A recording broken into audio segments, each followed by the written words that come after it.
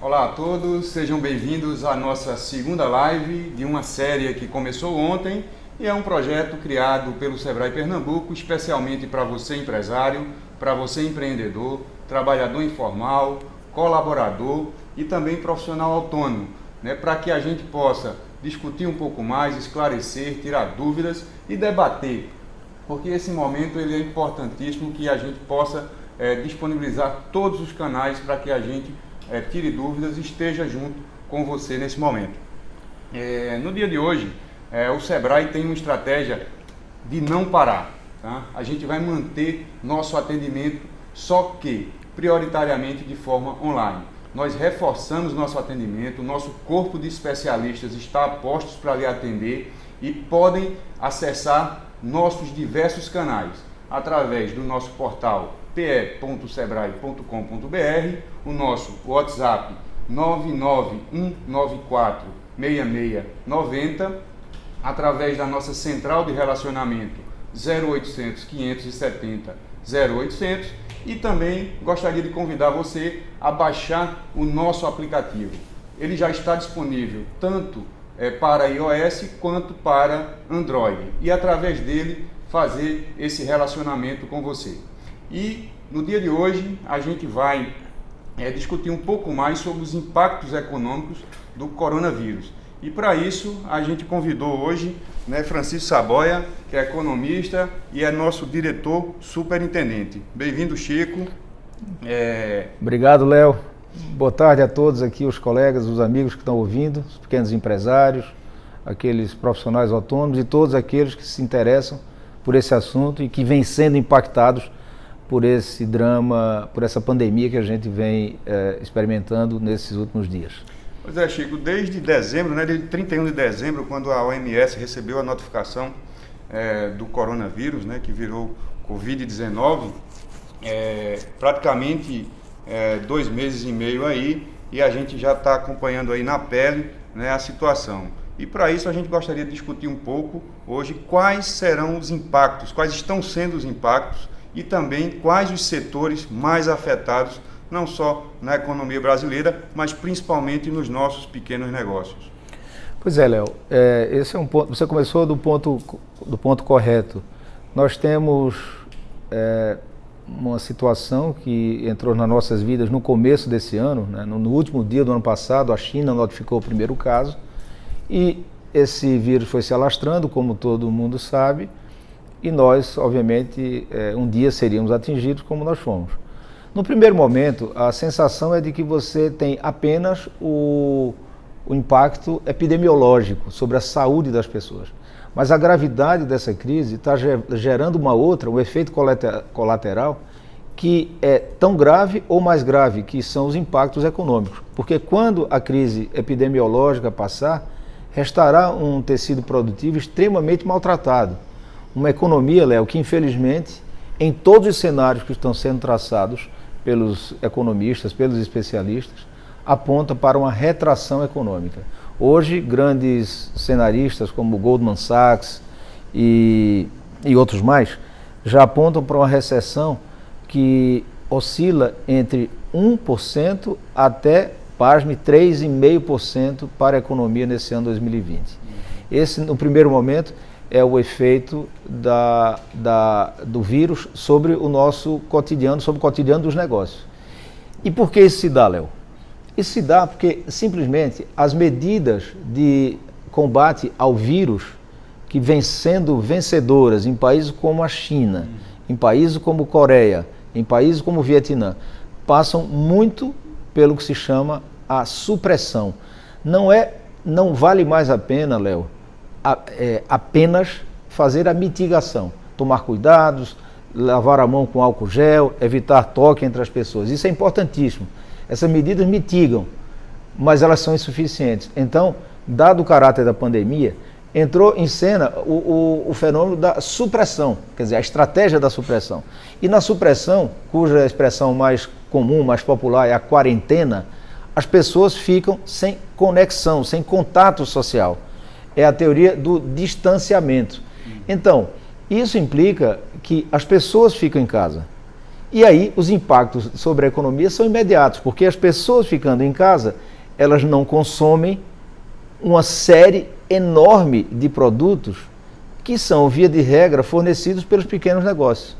E aí você pergunta, quais são os segmentos mais afetados? Veja, é muito fácil a gente desdobrar intuitivamente, cada um dos que estão aqui nos ouvindo, Léo, pode simplesmente fazer um raciocínio próprio, autônomo, para chegar a essa própria resposta a que você me pergunta. Imagine uma sociedade enclausurada, famílias inteiras dentro de casa, trabalhando home office, evitando ir ao shopping center que já estão fechados, evitando ir a certos comércios que já estão também fechados, evitando ir a bares, a restaurantes, evitando ir a eventos abertos, a shows, evitando ir a igrejas. Tudo isto ativa toda uma cadeia econômica que sofrerá. Então, é fácil responder essa pergunta. Quanto mais próximos do cotidiano das pessoas, mais afetados são os serviços e o comércio relacionado a esse cotidiano das pessoas. Salão de beleza extremamente impactado, agências de viagem, bares, restaurantes, academias de ginástica, o comércio como um todo. Isso então, é por onde começa a crise. Ela nasce exatamente dessa estratégia de supressão, que é uma medida extremamente radical, pessoal, mas tem que ser tomada. Foi assim que países como China e os demais que estão sendo já vistos como casos bem-sucedidos fizeram. Infelizmente, tomaram medidas de força. Hoje você pega o caso da Itália, a Itália está toda bloqueada. As pessoas como um todo no país estão aprisionadas dentro das suas próprias casas. Por 15 dias, aquele país vai viver uma situação extremamente crítica. E aí, os efeitos disso, eles vão se desdobrar com o tempo. Você recorda, Léo, o ano passado, 2 anos, quando teve a greve dos caminhoneiros? A greve dos caminhoneiros durou o quê? 1 mês? Não sei, não me recordo. Alguma coisa como 15 dias, 1 mês, eu não me recordo. Mas o PIB do Brasil sentiu um impacto tremendo. Na pior das cenarizações, o PIB brasileiro terá recuado 1,5 ponto percentual em função da greve dos caminhoneiros. Porque muita gente pensa que o efeito se esgota quando a greve acaba. Não, acabou a greve, ok, então esse mês foi ruim, mas o mês que vem está bom. Não, isso desarticula todo o sistema produtivo, toda a cadeia de logística, todo o fluxo de caixa das empresas, e assim você entra numa bola de neve. Isso aí, Chico. E começaram aqui já a chegar as perguntas, né? O Mari Bebê coloca que o dono de uma loja devidamente cadastrado e sem funcionário terá algum respaldo de benefício financeiro nessa paralisação que provavelmente haverá, mas vou pedir para aguardar mais um pouquinho, porque esse é um tema que a gente vai discutir agora há pouco, e lembrar que na nossa bio está também disponível um link lá, vocês podem acessar para sugerir temas, para a gente poder enviar também conteúdos que vão ser discutidos ao longo da semana. Então pode acessar a bio, preencher lá o link que está disponível e também sugerir e discutir novas temáticas, tá?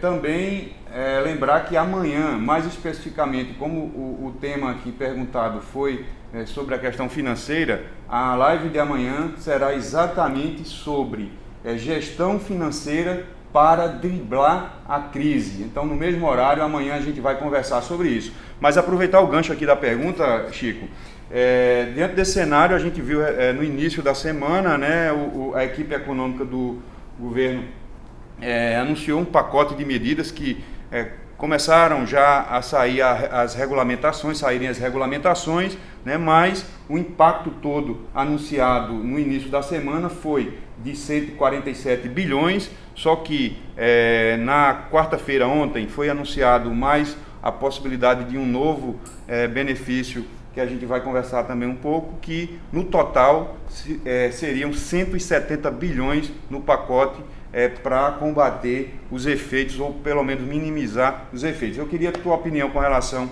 a se é suficiente e também conversar um pouco mais. Só que explicar um pouquinho para quem está aí, o pacote basicamente ele tem 2 linhas bem claras. Uma que injeta dinheiro na economia, como a antecipação do 13º. Então, em abril, início de maio, já vai se liberar a primeira parcela do 13º de aposentados e pensionistas, e no mês seguinte a segunda parcela. Então a gente vai ter uma injeção de aproximadamente em cada parcela em torno de 23 bilhões na economia, tá? E também recursos que vão ser do saque do FGTS, que estavam parados no PIS/PASEP, que vai ser transferido lá para o FGTS.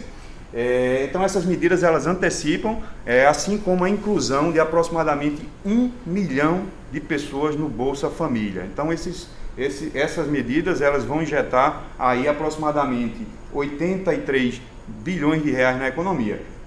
Pelo outro lado, a gente tem um pacote que é direcionado às empresas, né, que é o adiamento do pagamento, né, dos impostos e contribuições federais de 3 meses, pelo menos. Eles anunciaram no início que eram de 3 meses, mas saiu o decreto também, a portaria, perdão, do Comitê Gestor do Simples Nacional, e foi de 6 meses. Então, os meses de março, abril e maio só serão recolhidos em outubro, novembro e dezembro.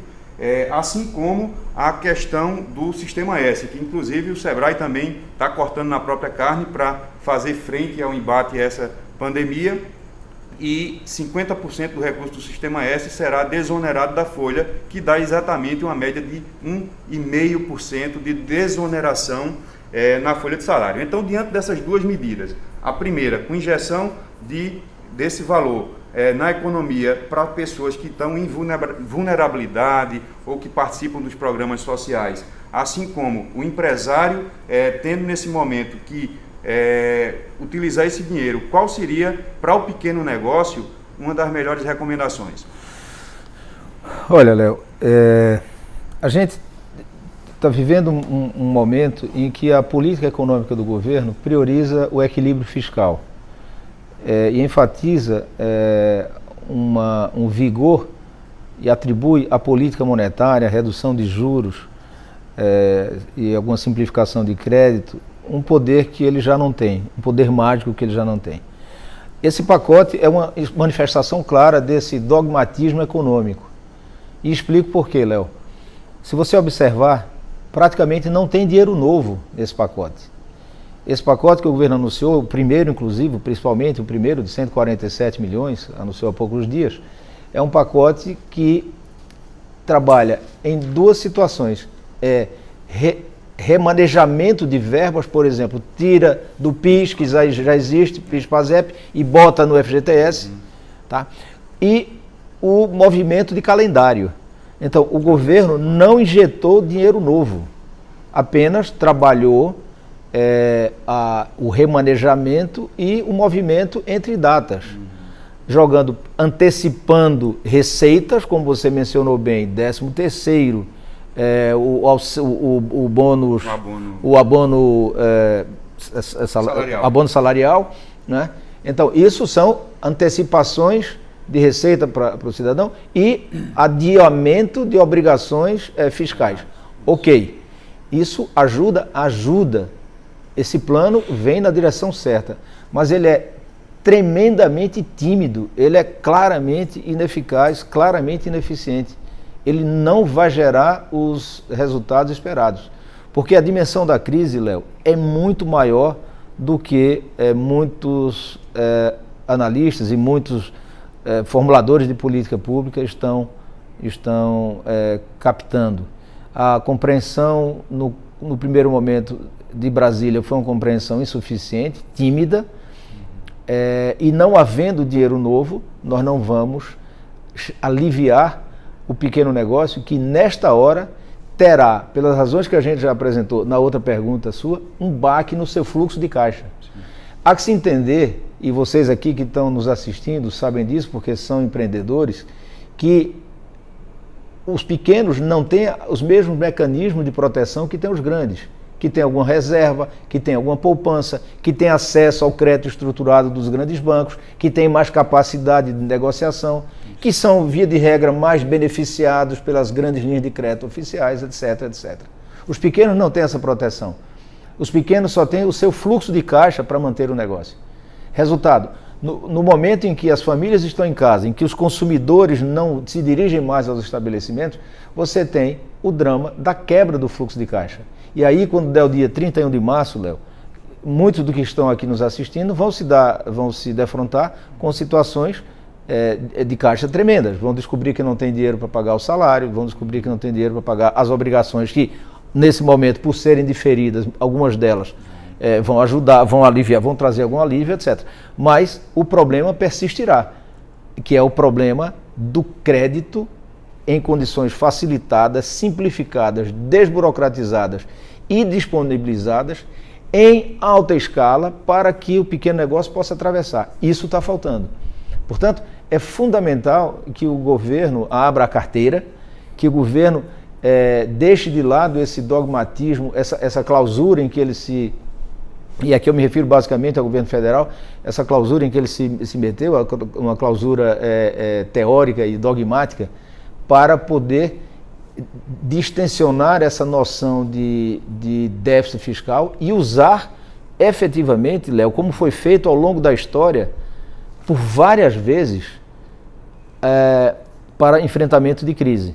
Usar o instrumento fiscal, abrir um espaço fiscal através da contração de dívida de governo para financiar a saúde econômica do tecido produtivo. Porque isso é um drama tremendo. Isso foi feito na década de 30, Léo, todo mundo um pouco que vai na história da teoria econômica sabe disso. Nos anos 30, a Grande Depressão, ela foi combatida por conta da introdução de um novo conceito de usar a capacidade do gasto público para poder dinamizar a economia.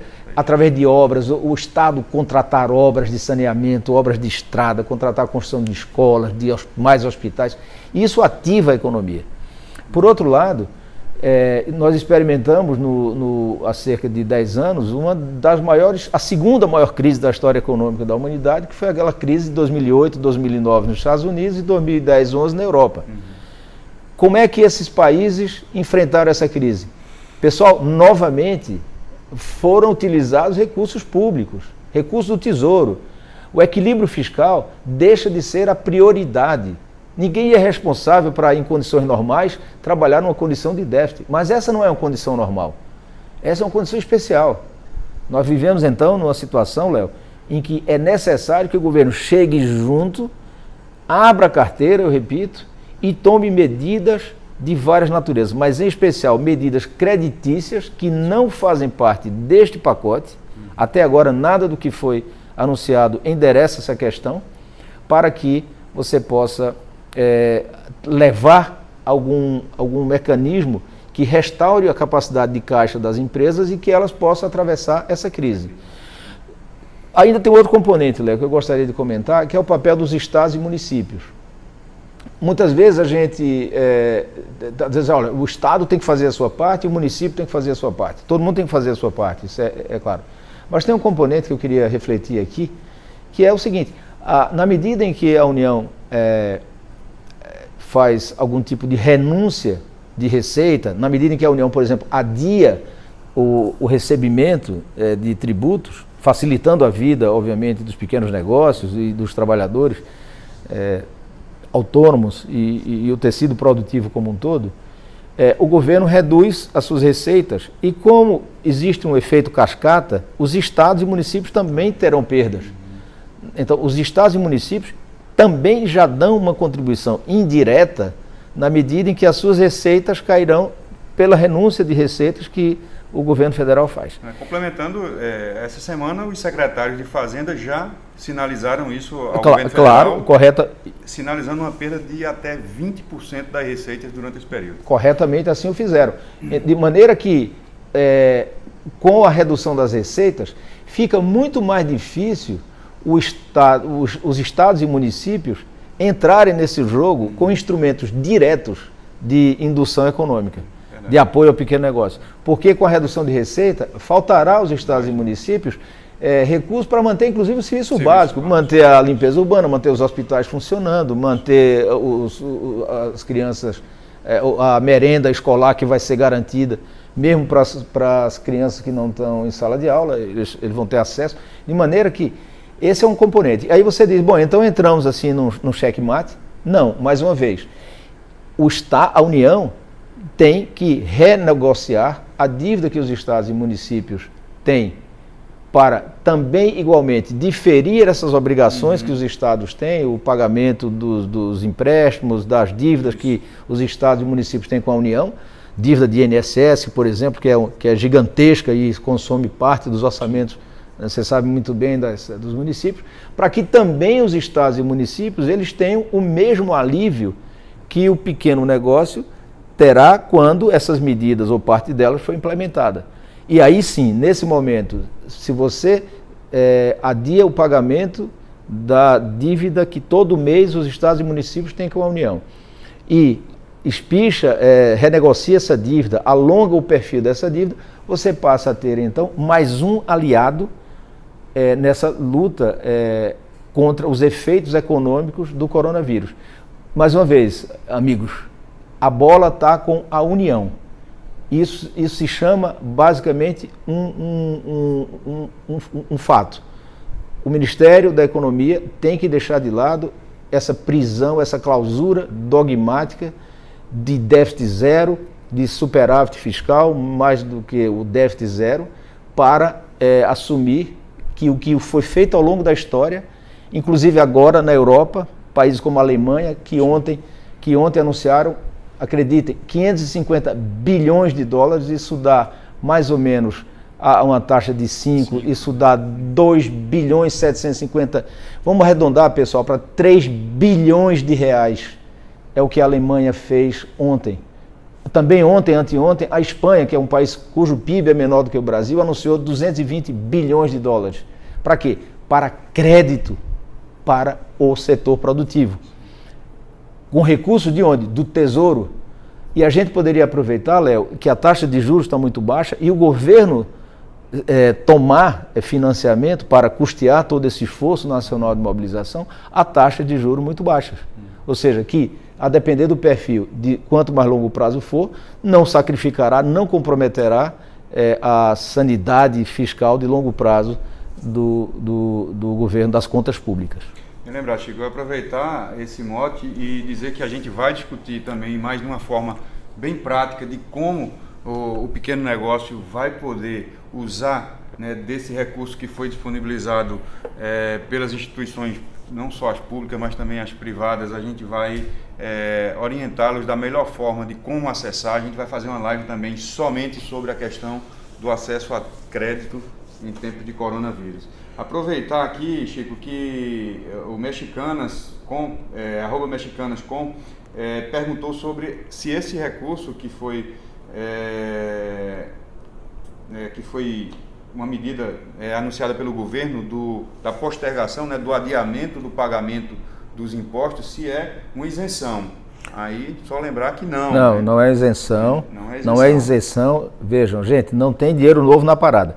É um adiamento, como você muito bem colocou, e o que traz um alívio de curto prazo, sem dúvida, e que obviamente vai se manifestar em algum problema no futuro, mas o futuro a gente pode até cuidar depois. Realmente a gente tem um problema de curto prazo e nós temos que estar vivos para atravessar, né, chegar do outro lado do rio.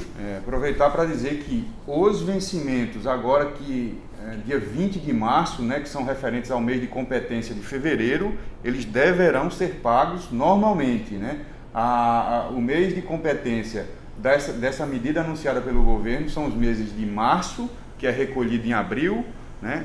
Abril, que é recolhido em maio, e maio, que é recolhido em junho. Então, somente esses meses, março, abril e maio, né? Ou seja, em outubro, novembro e dezembro, provavelmente, caso não haja nova medida até lá, você terá que, naquele mês, recolher 2 vezes. Esse mês que deixou de ser recolhido, mais um mês lá da frente, tá bom? Então não é isenção, como foi bem falado aqui, é um adiamento. Chico, aproveitar também só para reforçar para quem está chegando agora na live, né, que o Sebrae mantém todo o seu atendimento disponível de 8 às 17 e o nosso call center de 8 às 20 horas através do 0800 570 0800. Nós reforçamos nossa equipe de especialistas no atendimento, podem ficar tranquilos, podem acessar todas as nossas redes sociais e agendar um atendimento que você será atendido, tá? E lembrar também da nossa link lá na bio para colher mais sugestões de temas e que a gente possa encaminhar conteúdo de relevância, conteúdo de qualidade para você.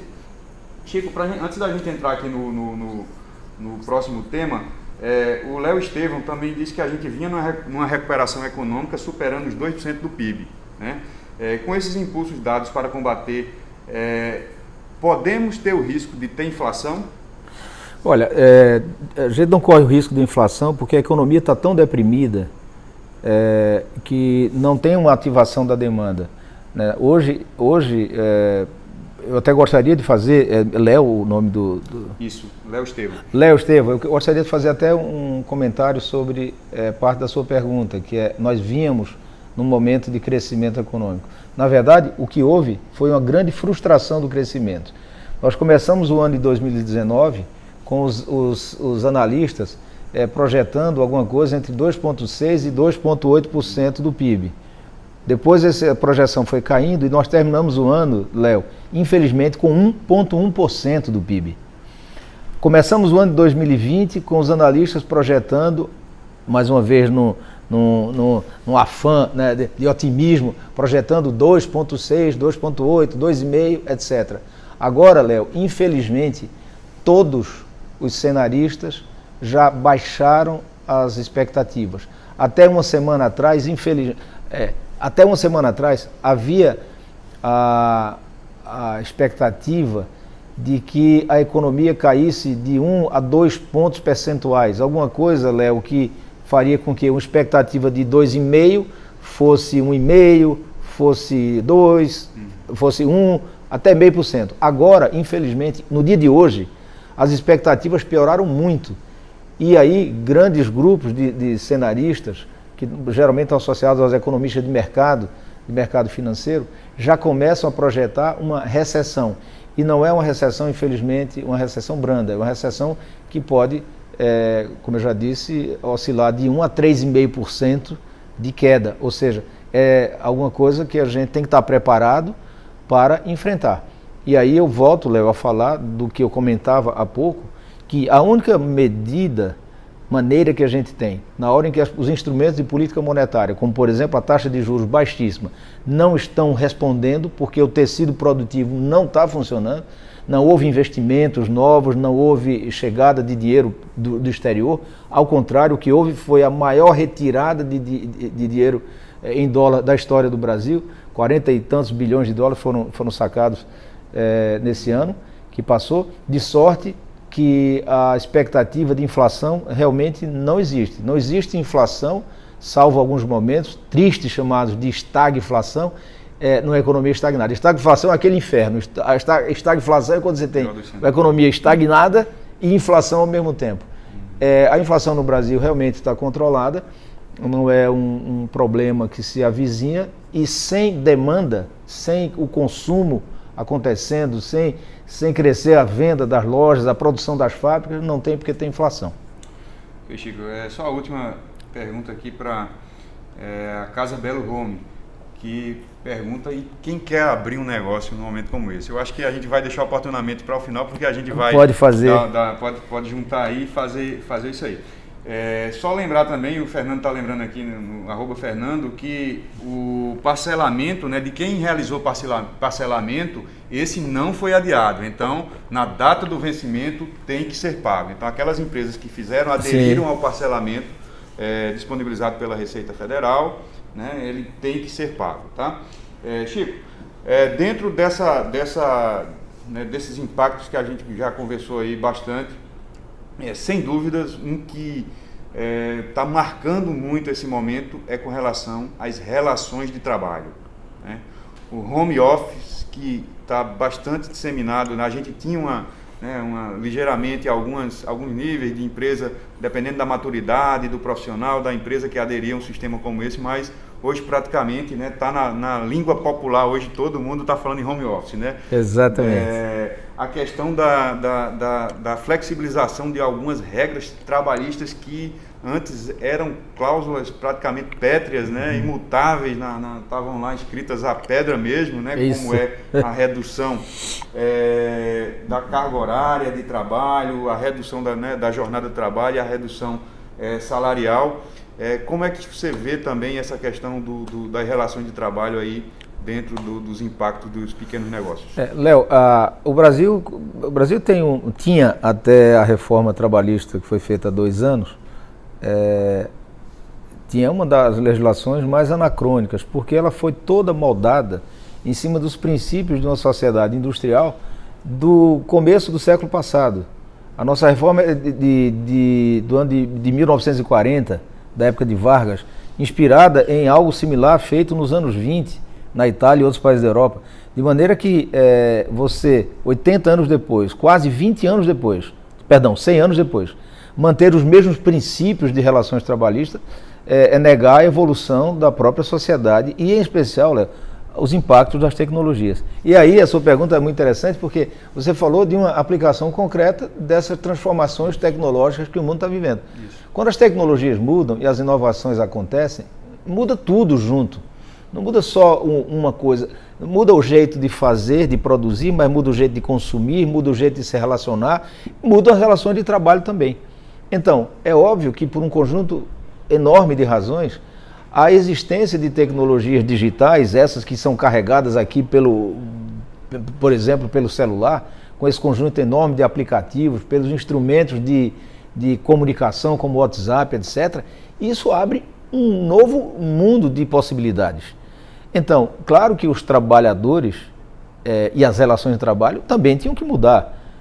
Você falou há pouco, apenas algumas empresas mais maduras utilizavam-se dos instrumentos de home office. Agora é o seguinte, no meio dessa crise, como sempre todo mundo aqui já ouviu falar, que por trás de toda crise tem sempre uma grande possibilidade, uma nuvem de oportunidades, né, oculta, e a gente tem que descobrir onde é que está. Nós estamos vivendo uma daquelas situações em que a crise pode ser aproveitada, e não é aproveitada por alguns que são mais espertos não, gente. A crise pode ser aproveitada por todos. Se hoje nós estamos trabalhando em casa, em home office, nós estamos trabalhando porque existem tecnologias que permitem isso. Se hoje algumas empresas estão vendendo mais, Léo, pelo comércio eletrônico, pelos marketplaces, que todo mundo aqui conhece, é porque as tecnologias propiciaram isso. Se hoje a gente quase mal vai a um banco porque a gente recebe nossos salários, paga nossas contas, faz o que quiser pelo aplicativo do banco, é porque as tecnologias propiciaram isso. Então, essas mudanças podem ser aproveitadas. Agora, a gente tem que amadurecer no carbureto, para usar uma expressão, né, bem popular, no carbureto.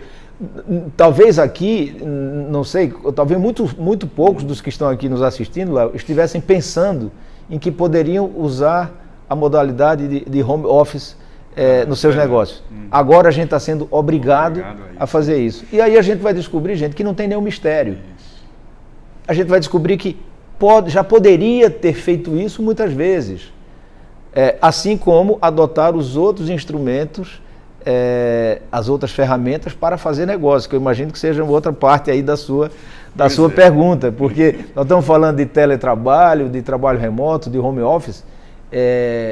Gente, vamos desmistificar isso. É legal, dá para funcionar. Muitas coisas, obviamente, a gente tem muito mais performance e eficiência no presencial, sem dúvida, mas tem muitas coisas que a gente pode fazer de casa, a partir de casa, e num momento como esse, é mais do que imperativo. Agora, obviamente, com a normalização, algumas coisas vão recuar à situação anterior, mas outras vão ser mantidas. Eu tenho certeza que muitos dos que estão aqui vão começar a olhar o trabalho remoto de uma forma diferente e vão começar a estar mais atentos, e eu vou deixar isso para falar um pouco depois, quanto à utilização dessas tecnologias para os negócios. Chico, eu vou ter que voltar aqui um tema porque eu acho que a gente vai ter que fazer uma live só sobre isso, porque essa questão tributária, né, dessa medida que impacta aí no adiamento das obrigações, está gerando ainda muita dúvida, né? A Mary aqui coloca que então o lojista não terá benefício a esse adiamento, é só um adiamento que é feito? É só um adiamento. É isso sim, é só um adiamento. Então, no formato que a medida foi anunciada, não se trata, né, de dispensa, de isenção ou qualquer outra forma de não pagamento. Então, é um adiamento, tá? Mas, como está gerando bastante dúvida, eu acho que vale a pena a gente tratar isso com um caso real, pegar uma empresa, ver o faturamento dela mensal, projetar quanto ela pagaria no mês e quanto ela vai ter que provisionar para pagar no mês que foi postergado o pagamento, tá? Eu acho que vale a pena a gente trabalhar isso aí. Já deixou a dica aí online, a gente vai pegar isso e vamos trabalhar nesse tema para tirar todas as dúvidas. Tá bem, Mary?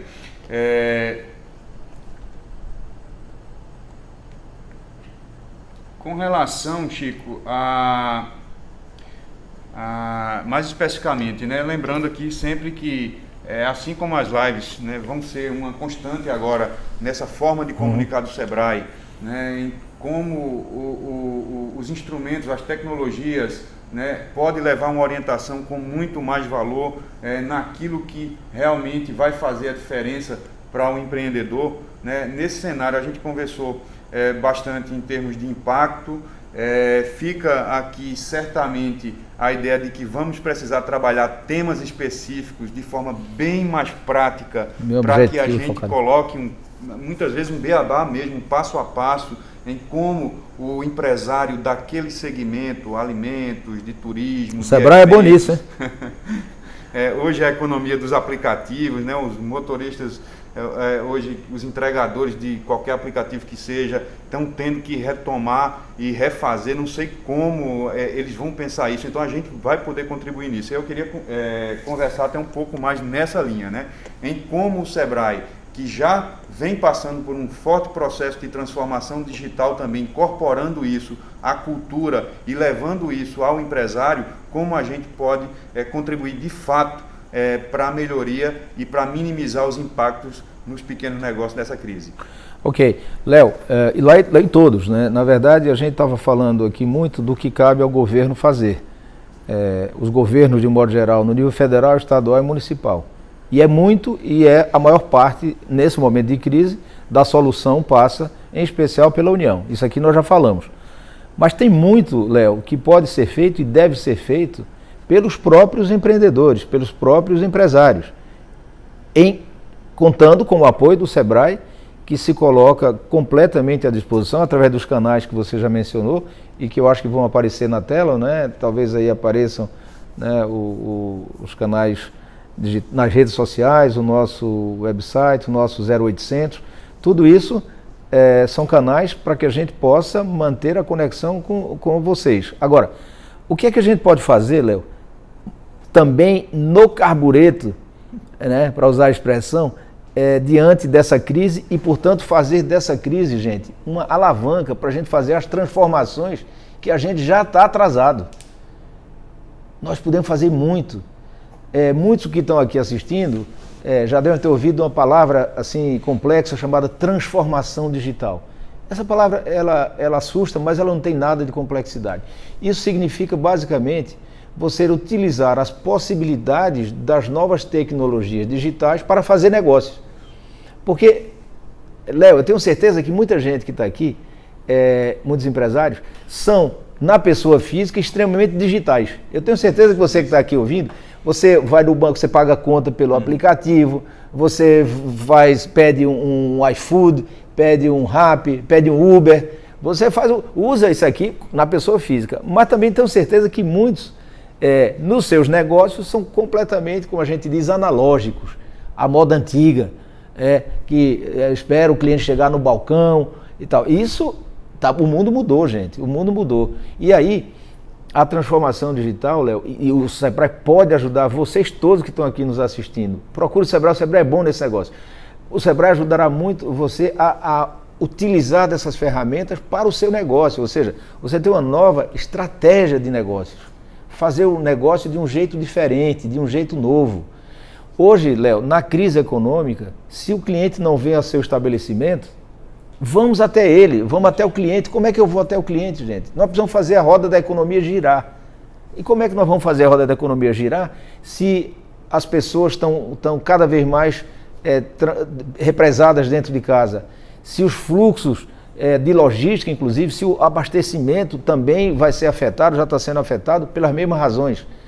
Motoristas estão mais em casa, trabalhadores estão mais em casa, então a economia está sofrendo.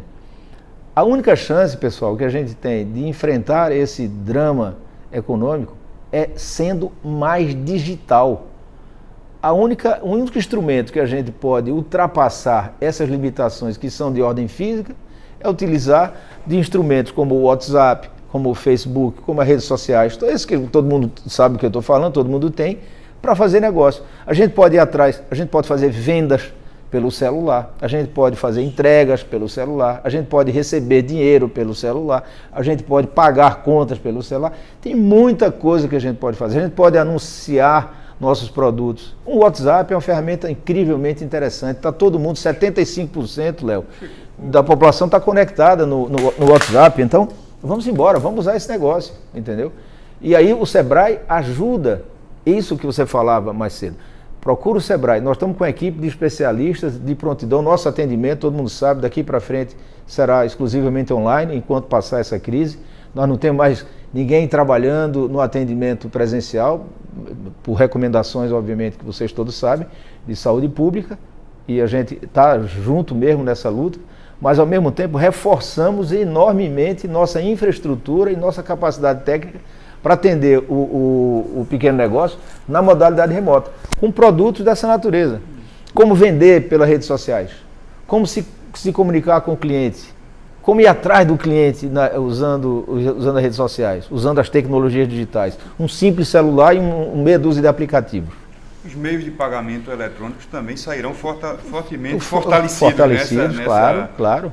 Quantos pequenos negócios, Léo, não tem meios de pagamento, não tem maquininhas? Gente, é uma coisa tão simples e tão barata. Tem maquininha aí saindo a R$5 por mês de aluguel, R$7 por mês. E quantos estabelecimentos pequenos não tem maquininha? Não tem por uma inércia, digamos assim. É hora, gente, da gente aproveitar essa crise e sair dela muito mais digitais do que nós entramos. Aí sim, quando essa crise passar, Léo, aqueles que fizerem as suas mudanças no seu jeito de fazer negócio vão, no futuro, se beneficiar. Eu sei que isso não é fácil, ninguém muda... Ninguém ficou do jeito que estava porque queria, nem ninguém muda simplesmente no estalar de dedos. Por isso que o Sebrae está aqui à disposição para chegar junto e dizer, gente, vamos para o digital. Essa é a única saída para a gente enfrentar essa crise e reconectar o pequeno negócio com o seu cliente. Ok, Chico. Para a gente fechar aqui, eu vou fazer um resumão aqui de 3 ou 4 perguntas e você fica à vontade para fechar, mas bem nessa linha, né? O Lenildo, ele ainda acredita com relação ao MEI que ele não dispõe de muitos instrumentos de tecnologia e como o Sebrae pode ajudar na questão de oportunidade de negócio, nesse momento, como trabalhar um plano de negócio, tá? E o Colares Advogado coloca também ainda, eu acho que em razão do último comentário, que acha que em razão dessa restrição a várias formas de consumo, haverá uma grande compra logo após passar essa fase, né? Eu acho que é muito focado também ainda no aumento do consumo pós-crise, né? De como lidar com isso aí, é muito na linha da oportunidade de negócio, né? Então, você pode fazer o fecho aí com relação a essas questões. Tá. Eu vou pela ordem, porque o primeiro do MEI, eu posso assegurar a vocês que parte dos negócios que as grandes empresas fazem cabe aqui no celular. O maior fenômeno hoje de mercado com a utilização de tecnologias é o Magazine Luiza, que todo mundo aqui conhece. O Magazine Luiza cresceu tremendamente nos últimos anos porque apostou na sua transformação digital e levou todos os seus serviços para aqui para dentro. Ao fazer isso, o Magazine Luiza conquistou uma quantidade gigantesca de novos clientes que, obviamente, utilizando de toda uma rede de logística, e aqui não é o caso de estar discutindo a estratégia de Magazine Luiza, mas utilizando de toda a inteligência de logística, rede de distribuição, transformação das lojas, não em ponto de venda, mas em centros de distribuição e entrega de produtos comprados pelo celular, deu esse salto que todos vocês conhecem. Gente, esse instrumento todos nós temos. A população brasileira, o Brasil hoje tem 260 milhões de linhas habilitadas, todo mundo sabe disso, é mais do que a população inteira. Então, a gente tem um instrumento. Se não é 100%, estamos caminhando para muito perto disso. Nós temos um instrumento, os aplicativos são basicamente todos eles são gratuitos. Alguns você paga uma pequena taxa, mas os benefícios são enormes. É preciso que a gente perca o medo de entrar no digital. O digital não tem nada de tecnologia, não precisa ter ninguém que entenda de tecnologia. Você tem que entender do seu negócio e utilizar, obviamente, desses instrumentos aqui a favor do seu negócio.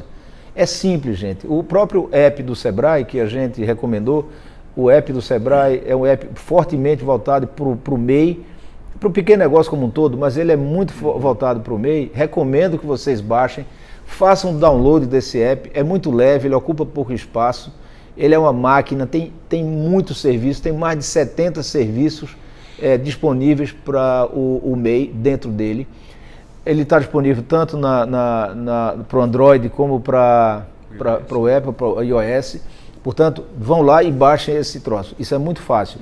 A questão que Colares colocava do repique de consumo, eu queria fazer um comentário, Colares, sobre isso, porque o que a gente tem observado em momentos de crise, como greves muito prolongadas, como epidemias, embora essa seja muito especial, é que você tem uma corrida às compras, em especial as compras de fármacos e de mantimentos, numa certa fase do processo da própria crise, como nós estamos vivendo hoje. O desabastecimento já começa a dar sinais.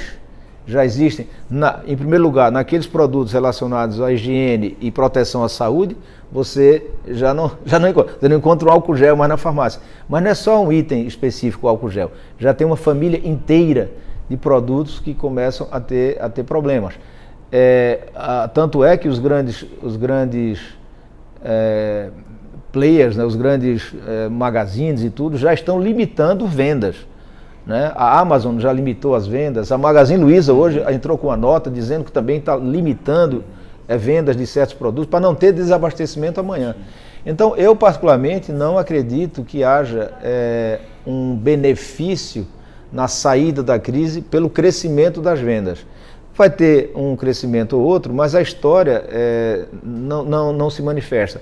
Como todo mundo aqui tem na memória a greve dos caminhoneiros, que não tem nem 2 anos, a gente pode tomá-la como referência. Quer dizer, não me parece que houve, quando acabou a greve, nenhuma corrida desesperada aos supermercados. Teria havido durante a própria greve, né? Que aquele receio devia faltar, você se antecipar. Mas no resto, gente, é isso, é agradecer a presença de todos vocês aqui nesse papo, dizer mais uma vez que o Sebrae está junto de todo mundo, o pequeno negócio não vai ficar desassistido. Nós estamos lançando amanhã 2 campanhas pelas redes sociais e pela mídia aberta, uma campanha voltada para a sociedade, estimulando a solidariedade para com os pequenos negócios, estimulando as compras dos pequenos negócios. Se você vai comprar mantimento, compra na mercearia do seu bairro. Se você vai numa farmácia, vá na farmácia local. Prioriza o pequeno, prioriza o lugar, prioriza o trabalhador e o pequeno negócio da comunidade. Essa é uma campanha. A outra campanha que nós estamos lançando também amanhã é voltada mais para você, para o pequeno empresário, que é para nos procurar, para que a gente possa ajudá-lo a se instrumentalizar no uso do digital. Essa é uma mudança, gente. Não vamos perder essa oportunidade, sabe, Léo? A gente tem que avançar fundo nesse negócio. Essa crise é uma crise dura, bate em todo mundo está sofrendo, os pequenos negócios naturalmente sofrem mais, mas os pequenos negócios também são mais ágeis.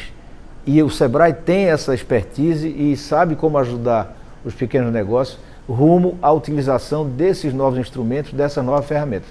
Portanto, procure o Sebrae está aqui, nós estamos com a equipe toda armada, com os produtos digitais, os canais digitais desimpedidos e vamos chegar junto de você. O nosso lema daqui para frente é nenhuma empresa a menos.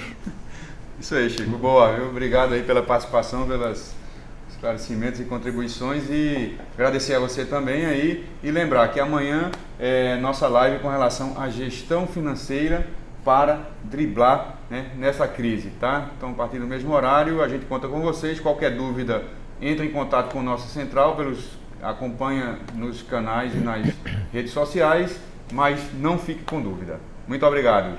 Valeu, galera. Obrigado. Estamos aqui à disposição e estamos juntos.